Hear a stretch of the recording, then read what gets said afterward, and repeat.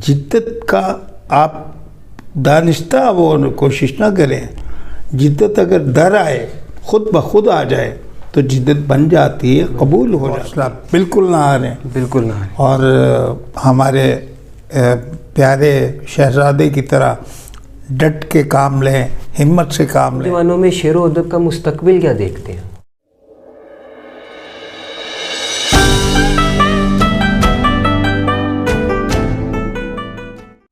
अस्सलाम वालेकुम, मैं हुज़ैफ़ा अशरफ आसमी ज़ैफ़ियात में आपको खुशामदीद। मेरी पोशाक तो पहचान नहीं है मेरी, दिल में भी झांक मेरी ज़ाहरी हालत पे न जा। बात शायरी में ख़याल की हो या बतौर इंसान, इनको जांचना ये तभी मुमकिन है जब इंसान दिल की आंख से इनको जांचे। आज की खूबसूरत शख्सियत जो हमारे साथ मौजूद है, इनका ज़ाहरी और बातनी हुस्न इनके कलाम में देखा जा सकता है। किसे पाने की ख्वाहिश है कि साजिद, किसे पाने की ख्वाहिश है कि साजिद, मैं रफ्ता रफ्ता ख़ुद को खो रहा हूँ। उम्दा शायर और बड़े इंसान को अगर पाना हो तो इनके संग चलना पड़ता है। मेरी मुराद मौजूदा अहद के नामवर शायर जिनके कलाम और सोहबतों से हम लोग सीखते आए हैं।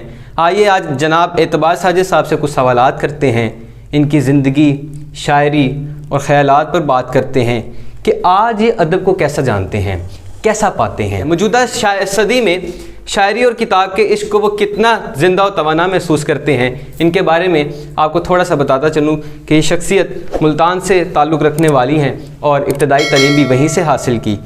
जनाब शायर, अफसाना निगार, नावलिस्ट, ड्रामा निगार, कॉलमनिस्ट, सफ़रनामा निगार और ब्रॉडकास्टर हैं। पेशे के एतबार से जनाब प्रोफेसर हैं। आप अब तक तकरीबन 60 की कुतब लिख चुके हैं। इनके चंद अशार देखने वालों के गोश गुजार करने के बाद आपकी जानिब बढ़ता हूँ। तुम्हें जब कभी मिले फुर्सतें, मेरे दिल से बोझ उतार दो। तुम्हें जब कभी मिले फुर्सतें, मेरे दिल से बोझ उतार दो। मैं बहुत दिनों से उदास हूँ, मुझे कोई शाम उधार दो। मुझे अपने रूप की धूप दो कि चमक सकें मेरे खालो ख़त। मुझे अपने रंग में रंग दो, मेरे सारे रंग उतार दो। अस्सलाम वालेकुम, कैसे हैं? वालेकुम अस्सलाम, कैसे हैं आप? सर मैं बहुत खुश हूँ, बहुत ठीक हूँ। आपको देखने के बाद ज़्यादा ठीक हो गया हूँ। सर सबसे पहले तो आपको शुक्रिया कि आपने अपनी गुनागुज़ मसरूफियात में से वक्त निकाला और हमारे इस प्रोग्राम को दिया और हमारे इस प्रोग्राम का हिस्सा बने। मेरे व्यूअर्स जो हैं वो आपको देखने, आपको सुनने के लिए बेताब थे। हाँ, मैं उनका शुक्रगुजार हूँ और सबसे ज़्यादा आपका। मैंने आज बुज़ुर्गों के एक मुशायरे को छोड़ के नौजवानों की सोबत अख्तियार की है और ये आपका शरफ़ नहीं, मेरा शरफ़ है कि मैं हाज़िर हुआ। सर आपकी बहुत मोहब्बत। मैं चूँकि कुछ सवालात मेरे जहन में थे, मैं रेडी करके बैठा हुआ था और मैं चूँकि आप सबसे पहले आपको शुक्रिया अदा करूँगा कि आपने मेरी किताब सोच के सफ़र में एक शेर इनायत फरमाया और वो बहुत ही खूबसूरत था। सर कुछ सवालात मेरे जहन में हैं। जी, मैं चूँकि नौजवान हूँ, नौजवानों की नुमाइंदगी करते हुए जो है वो सवालात आपके सामने रखूँगा। तो सबसे पहले जो एक सवाल मेरे जहन में यही आता है किसी भी मशहूर उस्ताद शायर को देख के कि उस्ताद शायर ने कैसे शायरी शुरू की? शायरी कैसे की, कैसे असल में शुरू नहीं होती। अच्छा, ये होती है आपके अंदर। जैसे आपके अंदर शायर था, अदीब था, वो खुद ब खुद प्लांट हुआ। किसी पौधे को ये कहने की ज़रूरत नहीं होती कि मैं पौधा हूँ, मैं शायर हूँ। पौधा तो उग के ऐलान कर देता है कि मैं गुलाब का पौधा हूँ। वाह वाह वाह। फूल जब खिलता है तो बता देता है, बहुत शुक्रिया। फूल जब खिलता है तो बताता है कि मैं गुलाब का फूल हूँ, मैं चंबेली का फूल हूँ, मैं गेंदे का फूल हूँ, मैं गुले लाला हूँ। फूल तो खुद बताता है ना। वाह वाह।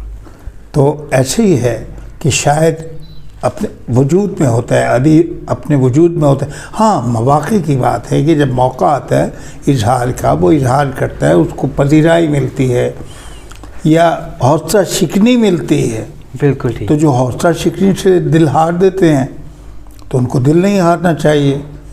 मैं ये दर्स दूँगा नौजवानों को, ये तरगीब दूँगा कि हौसला बिल्कुल ना हारें, बिल्कुल ना हारें। और हमारे प्यारे शहजादे की तरह डट के काम लें, हिम्मत से काम लें और सोच के सफ़र को जारी रखें। बहुत शुक्रिया सर जी। अदबी सफ़र का आगाज़ कैसे हुआ?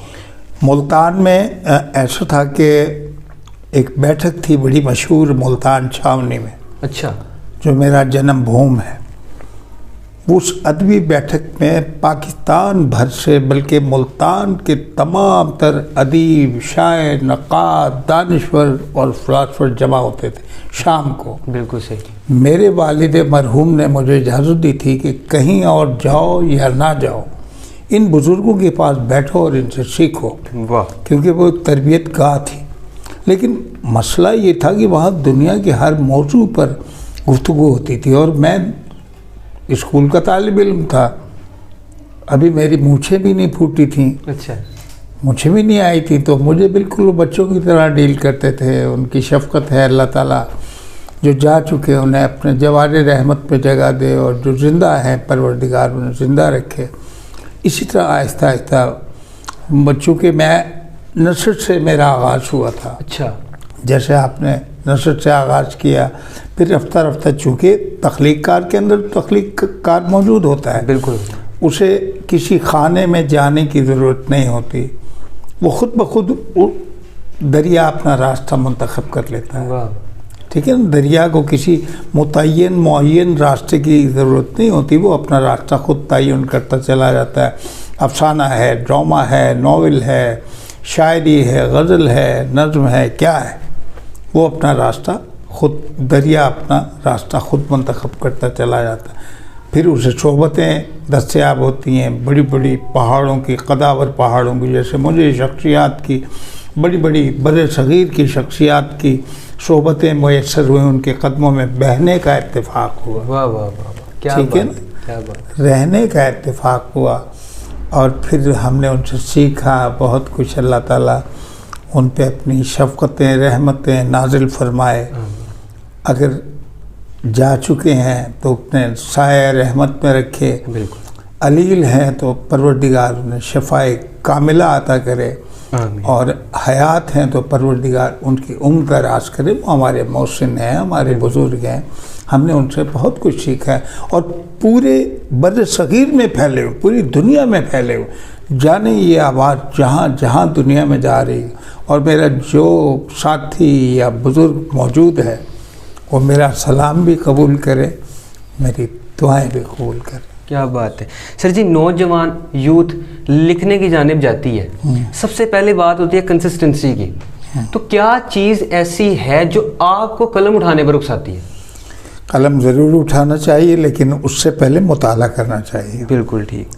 ہر چیز کا ایک قاعدہ ہے نا کہ جب ہم ٹریفک کے قوانین پہ عمل کرتے ہیں تو ہمیں سگنلز کا اشارہ دیکھنا چاہیے، بالکل، کہ سبز بتی ہے، زرد بتی ہے، سرخ بتی ہے، چلنا کہاں ہے، ٹھہرنا کہاں ہے، اور بالکل کہاں ٹھہر جانا ہے. ہاں ہاں، اسی طرح ایک میکینزم ادیب اور شاعر میں ہونا چاہیے، ٹھہراؤ ہونا چاہیے.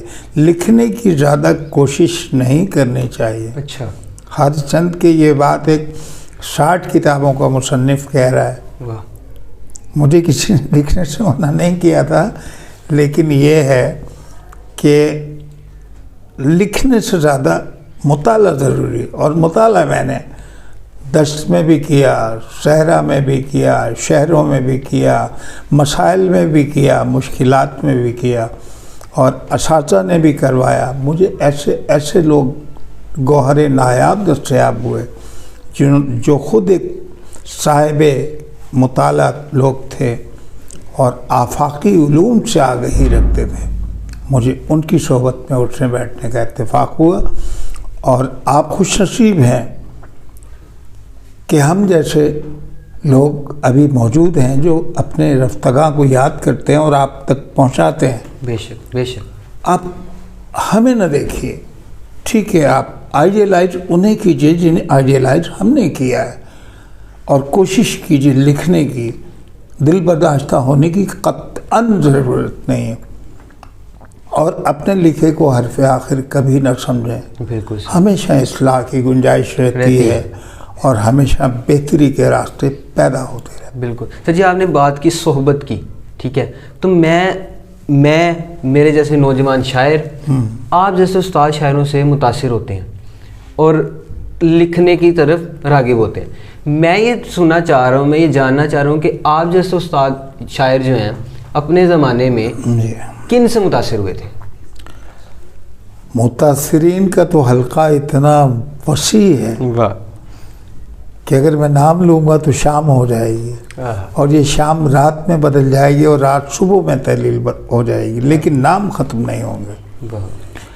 میں نے جوش صاحب کا زمانہ دیکھا, واہ واہ واہ. میں نے فیض صاحب کا زمانہ دیکھا, میں نے قتیل صاحب کا زمانہ دیکھا, میں نے منیر نیازی صاحب کا زمانہ دیکھا, جون بھائی کا زمانہ دیکھا, فراز صاحب کا زمانہ دیکھا, الحمدللہ افتخار عارف کا, اچھا اچھا. افتخار عارف بھائی کا زمانہ دیکھ رہا ہوں, ان تمام محبوب لوگوں کا زمانہ بھی دیکھ رہا ہوں جو حیات ہیں, میرے ہمعصر ہیں, میرے دوست ہیں, اور جن میں سے بعض جا چکے ہیں ان کا غم ہے, جو حیات ہیں ان کے لیے دعائیں ہیں.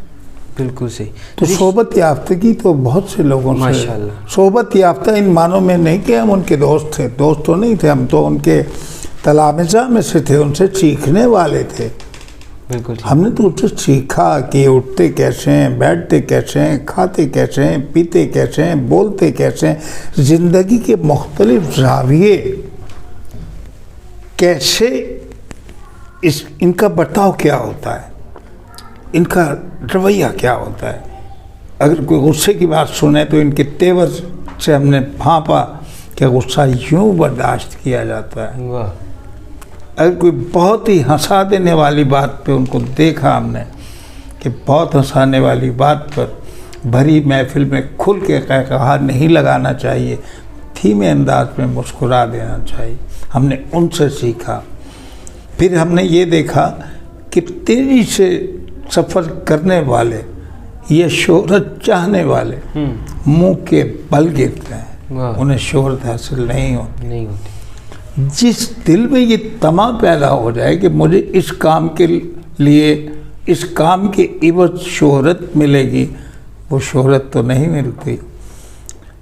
میں جن دنوں, آپ نے بتایا میری کتابیں 60 ہیں نثر میں, شاعری میں, جن دنوں میں مجھے کوئی شام ادھار دو پہ کام کر رہا تھا تو میرے وہم و گمان میں نہیں تھا کہ کتاب اتنی مقبول ہوگی کہ اس کا 22واں ایڈیشن چھپ جائے گا. کیا بات. کتاب کا 22واں ایڈیشن چھپے.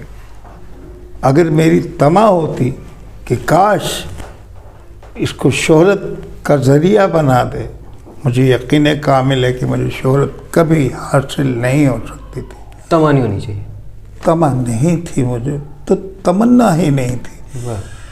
اب تو ویسے بھی عمر کہتی ہے کہ شہرت نہیں چاہیے, آبرو چاہیے. مجھ کو شہرت نہیں, آبرو چاہیے, آبرو چاہیے, اور ایسی زندگی چاہیے جس میں آبرو ہو. واہ. شہرت تو دائمی چیز نہیں ہوتی, آبرو دائمی چیز ہوتی ہے. بالکل صحیح.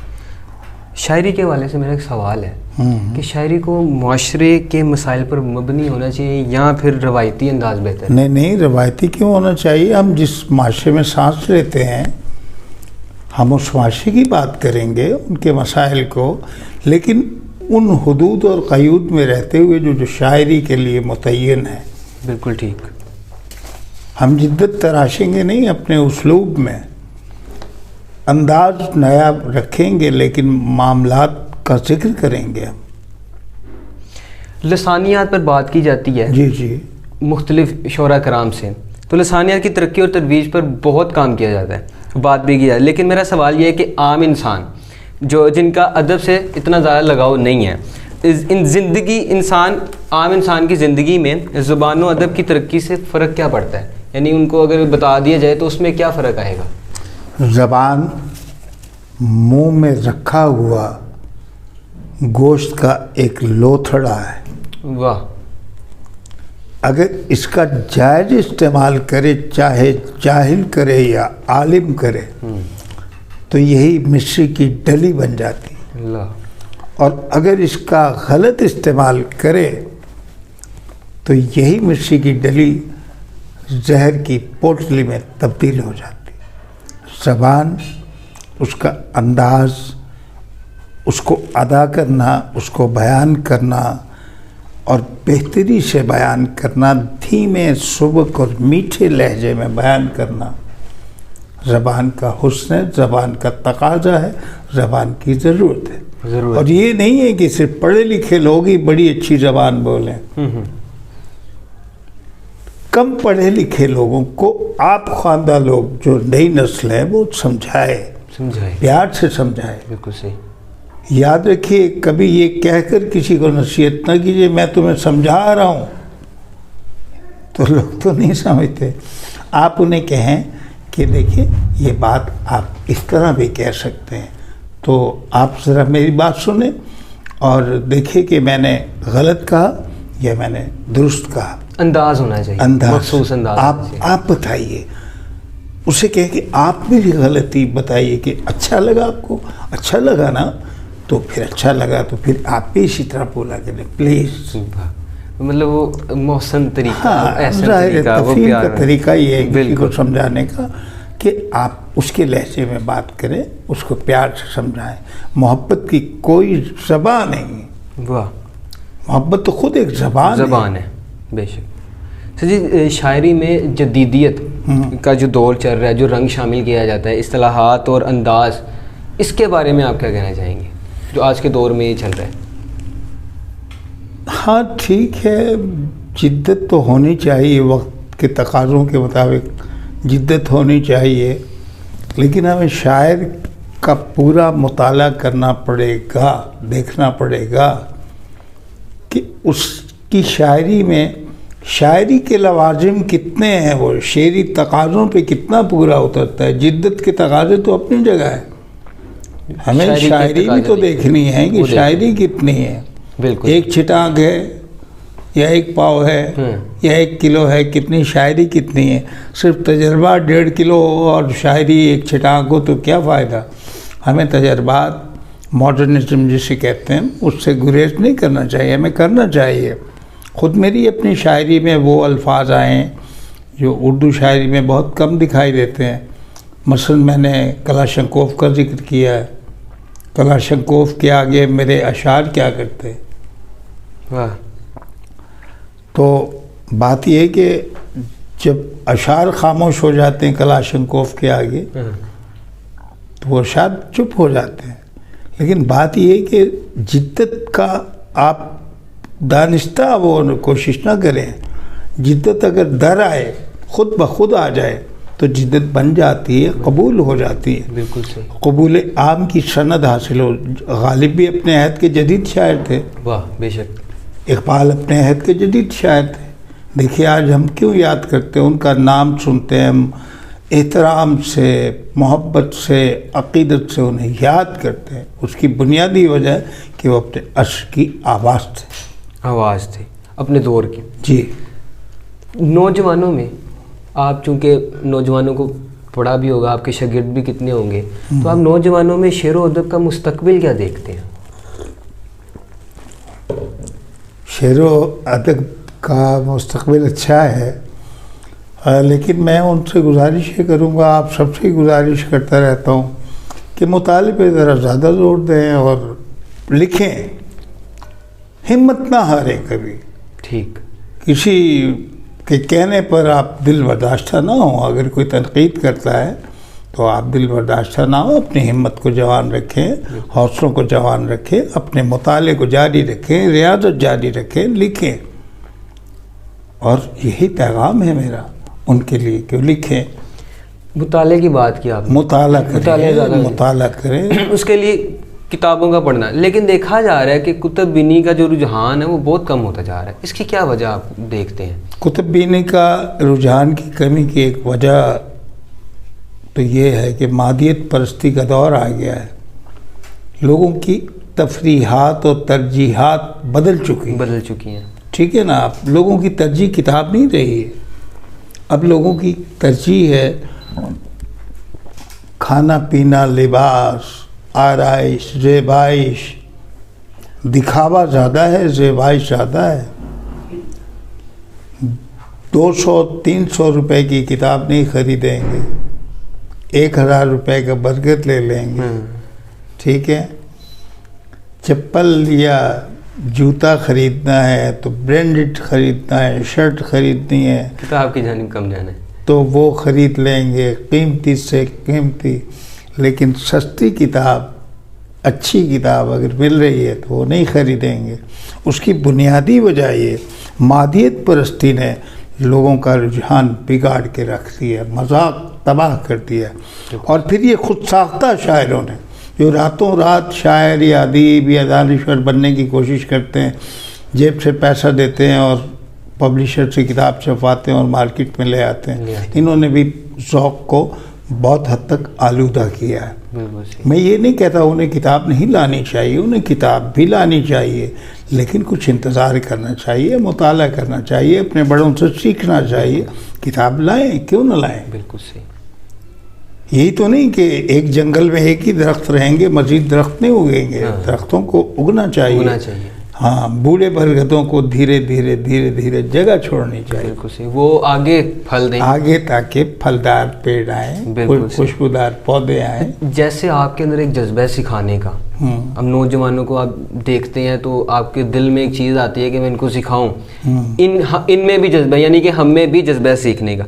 लेकिन बहुत देखा जाता है ये कि लोगों में सीखने और सिखाने का जज्बा बहुत कम होता जा रहा है। इसकी क्या वजह आप बता सकते हैं? मैं इसकी एक वजह तो ये अर्ज करूँगा, सिखाने वालों को बुखल से काम नहीं लेना चाहिए। ये सदका जारिया है। बिल्कुल सही। ये मुआवजा सदका जारिया है, हम उससे लेते हैं। वाह, बेशक। हम दुनिया से नहीं लेते, हम उससे लेते हैं। सिखाने वाले को ये सोचना चाहिए कि अगर वो इधर कुछ देगा तो उधर से उसे जाने क्या कुछ मिलेगा। ये तो दुआएं देगा और इसकी दुआएं वहाँ पहुँचेंगी और वहाँ के दर खुल जाएंगे तो नेमतें बरसेंगी। देने वाले का, सिखाने वाले का ख्याल ये होना चाहिए, मांगने वाले का ख्याल ये होना चाहिए, या अल्लाह मुझे इस फर्द से या इन अफराद से या इस इदारे से इल्म, आगही, शऊर, मतानत और सलीक़ा ज़िंदगी अता हो। वो तवानाई, वो ज़िंदगी जो मेरे लफ्ज़ों में आए और दूसरों तक मुंतकिल हो। ठीक है, ठीक हो गया। सर जी, ख़ुसूसी सवाल मैंने रखा हुआ है कि हम इख्तिताम की जानिब जा रहे हैं। अदब के हवाले से आप हाल, मुस्तकबिल और माजी के बारे में क्या बताएंगे? माजी में अदब कैसा था, अब आप कैसा देख रहे हैं, और आने वाले दिन में अदब कैसा हो सकता है? अच्छा, 3 सवाल। माजी, हाल और मुस्तकबिल में अदब। माजी का अदब तो जो है उसकी क्लासिकल हैसियत है जो हमेशा दायम और बरकरार रहेगी। वो उसूल हैं जो मुतय्यन हो जाते हैं एक मरतबा। बिल्कुल सही। हाल का अदब उसका अक्स है। मुस्तकबिल का हाल अल्लाह बेहतर बताता है, लेकिन आसार ये बताते हैं कि मुस्तकबिल में चूँकि मशीनी ज़राए ज़्यादा इस्तेमाल होंगे, टेक्निक ज़्यादा यूज़ होंगी। आप जैसे किताब आ गई है, PDF पे आ गई है, ई पेपर आने लगे हैं, ई बुक्स आने लगी हैं, इस तरह मुंतकिल तो हो जाएंगे, सांचे बदल जाएंगे, रोशनियाँ रहेंगी और रोशनियों को रहना चाहिए। तो मुस्तकबिल तो मैं अच्छा देखता हूँ, लेकिन एक बात पे मैं बार बार छोड़ दूँगा कि अपने मुस्तकबिल की ताबिंदगी के लिए अपने माजी के ताकचों पे जगमगाते हुए चिरागों को फरामोश न कीजिएगा। अपने हाल के दालान में चमकते हुए फानूस को फरामोश मत कीजिए। अपने हाल को भी याद रखिए, अपने माजी को भी याद रखिए। कौमें आबाद तब होती हैं जब अपना माजी याद रखती हैं, अपने हाल की कदर करती हैं, मुस्तकबिल की तरफ गामज़न होती हैं। एक सवाल ज़हन में आ रहा था शुरू से, जो आपने जिक्र किया कि मुझे कोई शाम उधार दो, 22 एडिशन माशाल्लाह से आ चुके हैं। एक चीज़ ये देखी जाती है कि किसी के अगर 2, 3, हद 6 एडिशन अगर आ जाए तो उसका तो पाँव जो है वो ज़मीन पे नहीं लगता।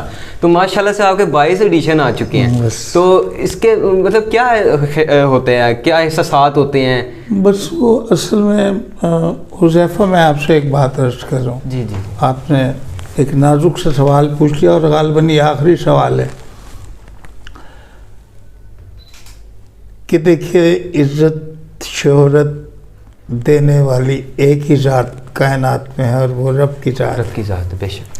آپ کاوش کرتے ہیں خلوص دل سے, اب اس کاوش کی قبولیت اس کے ہاتھ میں, اس کے ہاتھ میں. بے شک بے شک. ہر کتاب کے لیے کاوش کی ہوگی, جب اتنی کتابیں لکھی ہیں سب کے لیے کی ہوگی, لیکن وہ در کھولتا ہے اس لمحے جب وہ چاہتا ہے, اور جس پہ چاہتا ہے. آپ کسی بھی کتاب کے بازار میں چلے جائیں تو لاکھوں ہزاروں کتابیں ہیں, تو کیا ساری کتابوں کے 10-10 20-20 ایڈیشن چھپ جاتے ہیں؟ نہیں, ایسا نہیں ہوتا. کتابیں ہانپنے لگتی, انسان جب بہت طویل سفر کرے, پیدل بھاگتا جائے تو کسی منزل پہ آ کے ہانپنے بھی لگتا ہے, اور وہ کتابیں کبھی نہیں ہانپتی جن میں زندگی ہو, توانائی ہو اور طاقت ہو. واہ واہ. تو یہ پروردگار ہی عطا کرتا ہے, اس کی عنایت ہے. ہم نے تو ایک شام مانگی تھی ادھار, اور جانے کتنی شامیں عطا کی. کیا بات ہے, کیا آپ لوگوں کی محبت ہے. سر آپ کا بہت شکریہ کہ آپ نے وقت دیا, اور مجھے معلوم ہے کہ آپ نے وہ اپنی پروگرام بھی چھوڑا اس کے لیے, اس کا میں بہت مشکور ہوں. چونکہ ہم جو نوجوان ہیں, ان جیسے شاعروں, ان جیسے استاد شاعروں, میں بابا جان سے ان کے اشعار جو ہے نا وہ سنا کرتا تھا جب چھوٹا سا تھا.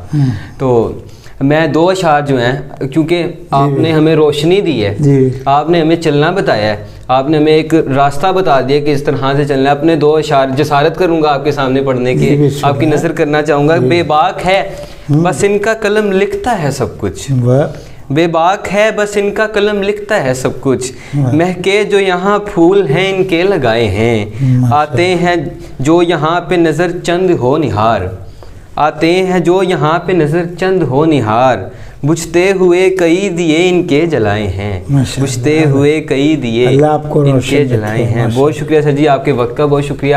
آخر میں ایک چیز نوجوانوں کے لیے اگر کوئی پیغام دینا چاہیں, جو قلم سے تعلق رکھتے ہیں, جو بولنے سے تعلق رکھتے ہیں, جو اپنے مختلف انداز سے لوگوں کی رہنمائی کرنا جانتے ہیں, کرنا چاہتے ہیں, کچھ سب سے پہلے تو میں یہی درس دوں گا کہ مطالعہ کیجئے, ریاضت کیجئے, ہر طمع, ہر لالچ اور ہر فخر سے بے نیاز ہو جائیے. ذات اس کی ہے, عطا وہ کرے گا. جتنے عاجز رہیں گے, جتنا آپ کا سر جھکا ہوگا, اس ٹہنی پہ اتنا ہی پھل آتا ہے جو ٹہنی جھکی ہوتی ہے. آج یہ اختیار کیجیے اپنی زندگی میں, اپنے تمام رویوں میں, اور اپنے بڑوں کا احترام سیکھیے, اور سیکھتے ہیں آپ, کرتے ہیں. بس یہی میرا پیغام ہے. کتاب سے دوستی خدا کے لیے نہ ختم کیجیے گا. مشینیں جتنی ایجاد ہو جائیں, ایجادات جتنی جدید سے جدید تر ہو جائیں, کتاب سے دوستی اور اہل کتاب سے دوستی قائم رکھیے گا. یہی میرا پیغام ہے. انشاءاللہ سر, بہت شکریہ. ہم آج عہد کرتے ہیں کہ ہم انشاءاللہ کتاب پڑھنے کے ساتھ ساتھ ان کو لوگوں میں بھی پہنچائیں گے, اور اس کا زیادہ مطالعہ کریں گے. انشاءاللہ. بہت شکریہ آپ کا, بہت نوازش. بہت شکریہ. السلام علیکم. خدا حافظ.